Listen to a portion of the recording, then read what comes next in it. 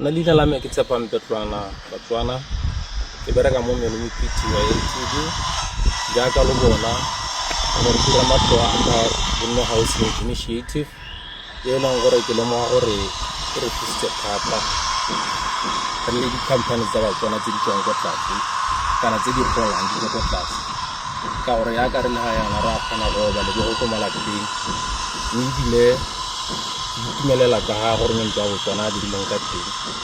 le rona go ka kgona gore go re thusa go ya pele re di-company tsa Botswana ra bona kgolo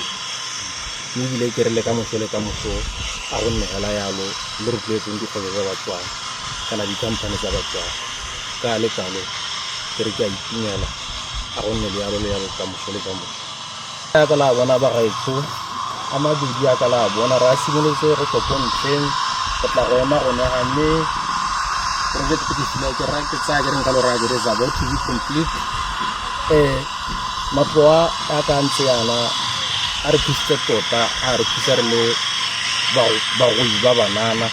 kana ke re le bora dikompone ba tswang ko tlase ba banana mme ke re le ka moso a gore ke dileng banana dikgwebo tsa Batswana di gole mo so that economy le yone ya kgona gore thank you.